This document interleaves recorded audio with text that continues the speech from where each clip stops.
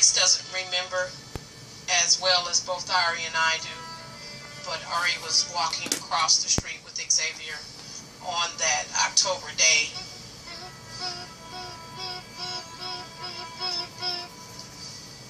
We pray that that never happens to another brother, sister. We pray that another child doesn't get taken from a family member's hand. She came from this direction, and at first we didn't even see her. The cars on the other side of the stop sign, they stepped off the curb, coming across the street, and Ari said he was gone. She took him from Ari's hand.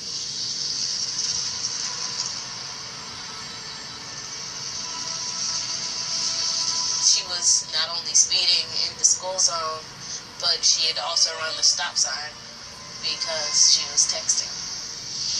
The lady who hit X was texting. Her head was in her lap. She never even saw X in front of her. She actually came straight through the stop sign. There were no brake marks, no skid marks at all. She never stopped at a four-way stop sign. She never stopped. You know, I'm told that the text was, "I'm on my way." Did she make it? Did she get to where she was going on time? That would be my question for her.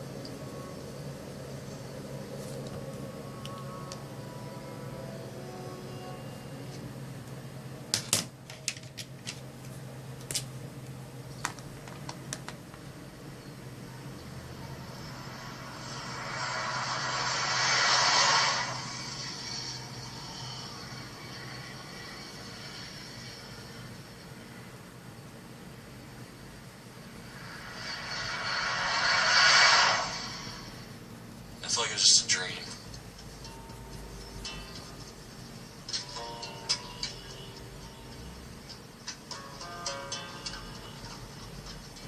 And for weeks it did. It felt like I'd wake up and I'd just think, did I dream that accident?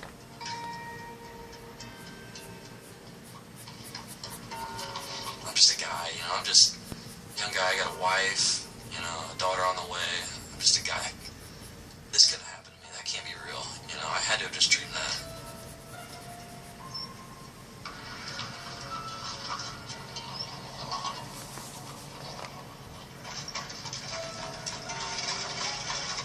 Memories, you know, what you saw that day, you know, they come back at different points. You know, I'll maybe be somewhere and I'll see an Amish family, or I'll see an Amish, and it'll bring back memories of the accident.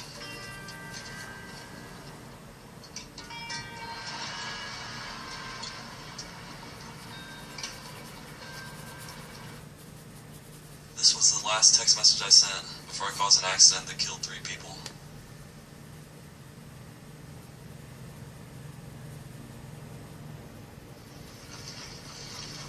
The Amish family was on their way 8 o'clock in the morning that day. Then the van was driven by a young man from Bluffton, Chandler Gerber. He was on the way to a job. He cleaned carpets at the time. And he was traveling about the speed limit we determined. He wasn't speeding or anything like that, just traveling along. And he overtook the Amish right there, right just where about my car is, and basically hit the Amish buggy from behind and just ended up all the way from the point where my car is here. It's about 400 feet, 430 feet where he ended up, where the van ended up. I was heading east, right into the sunrise. Driving along. As I was driving, I was texting back and forth with my wife. I was texting, and I think I was reading a text back at the time of the accident, because I remember driving and like my head just snapped up when I saw, you know, the windshield just glass broke and screeching, and my head, you know, it happened in about a second. I mean, I had 1,000 thoughts going through my mind. As I started coming to a stop, I saw, you know, a body come down from off the top of the van. And I just thought, oh my gosh, what have I done? What have I done? And I realized, I'd hit something, and I realized it was an Amish buggy.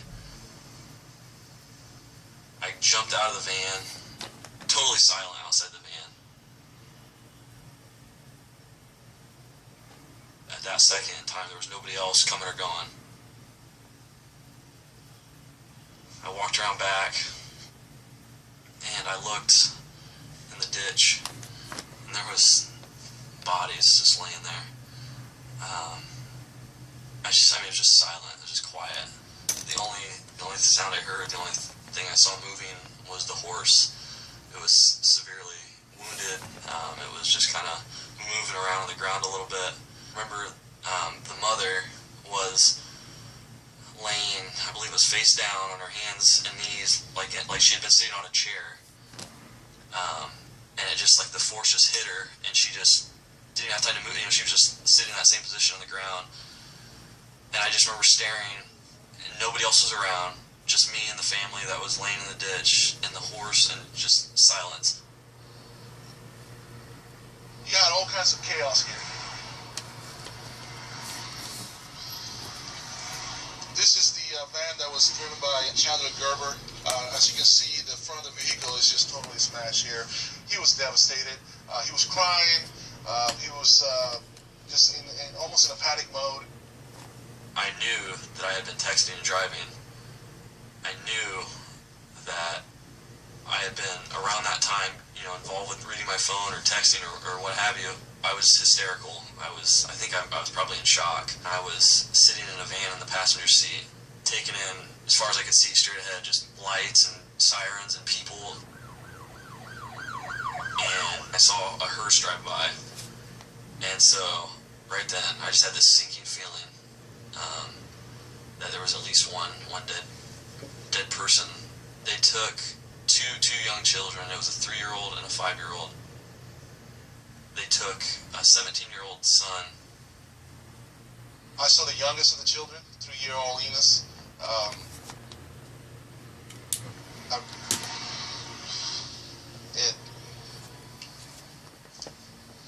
He was laying face down in the ditch, right here, just to our side, right behind, right in front of me here, actually. He looked like he was asleep until we rolled him over, and we saw the injuries to his face, injuries to his legs, looked like they were both broken. It was very devastating.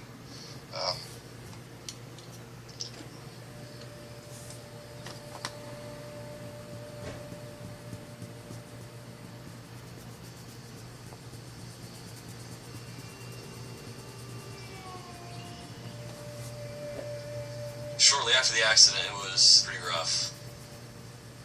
A lot of tears, a lot of, why did this happen?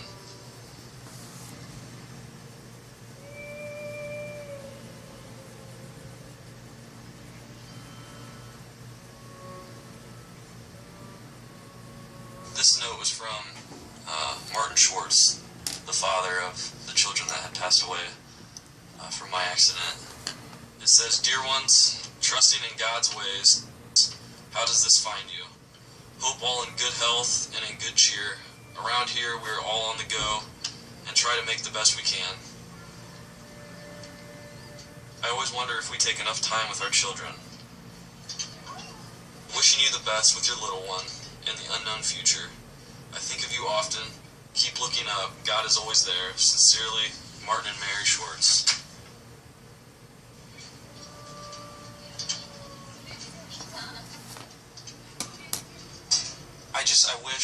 I wish so bad I could go back to that day and change my focus. I wish I could go back and say, I can do these texts when I get to my stop, when I get there. I don't have to do this right now while I'm driving. There's just nothing that important. But at that point, it was just, I can text and drive, it's no big deal. And it is a big deal. Please don't do it. Please don't ever text and drive. It's life. You get one chance, and you live with the choices you make.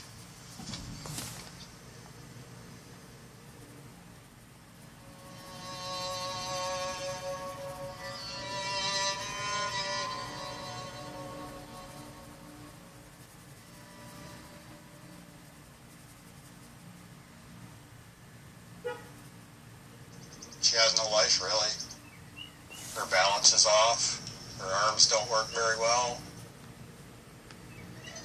She likes to watch the boats going up and down the river, and She's got double vision. She can't see very well. it's very hard for her. She cannot leave this yard. We put up a fence in her backyard so she wouldn't roll down the bank into the river.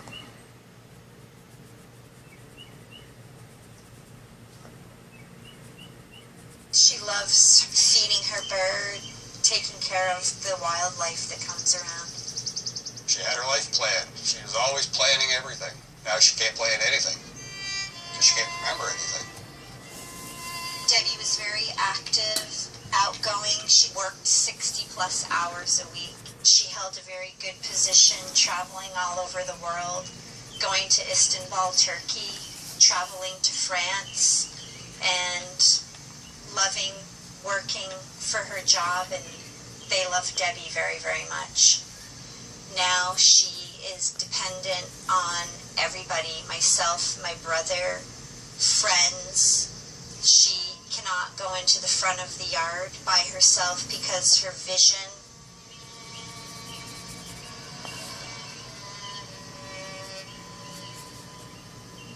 I don't remember anything about the accident. From what I was told, I was being mentally stuck for work for the last 10 minutes before I went to bed. Well, so Sunday night, August the 7th, approximately 9:15, my sister had come out of her house to get her mail by the big pine tree. She was struck by a teenager texting and driving. The white mailbox is where my sister was struck. Was carried on the hood of the car to right over here, and this is where the neighbors found her. When she was in the hospital, she was swollen from head to toe. She had a shunt sticking out of her head right here to relieve pressure in her brain because her brain was so swollen. Her eyes, her right eye was swollen shut. Her face was swollen. Her neck was broken. Both her arms were broken. Ribs were broken. Her pelvis was smashed. She had a broken ankle and a broken leg. Her thumb ripped off. Almost ripped off. They sewed it back together. It was terrible. It was heartbreaking. She was in her coma, and I went up to her and I started talking to her. And I had her hand, and she squeezed my hand. She knew I was there. And I told her, I said, Debbie, I know you're in there. I know you can't talk or anything, but I know you're in there. And she gave me another squeeze on my hand. She knew I was talking to her. She could feel it.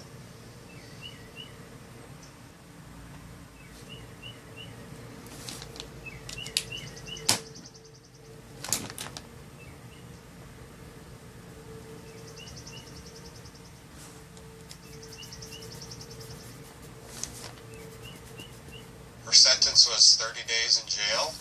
She's got 5 months of house arrest, 500 hours of community service, and that's about it. My sister doesn't want anything to do with her. She's too angry right now. And I don't think that anger is going to go away anytime soon. Charlie is the big chocolate lab right here. He was 11 years old when he was killed. Charlie was about 115 pounds. No, he was about 105. 105 pounds. Charlie was my best friend. He was so lovely, so lovable. We're working on my sister, then somebody said, where's Debbie's dog? And that's when the search went out, and they found him over here in the trees. The mailbox had been knocked, the blue mailbox had been knocked down. I think that he was thrown through the air and knocked that mailbox down. He took the full force of the car. He laid on the side of the road. The neighbors told us, wagging his tail.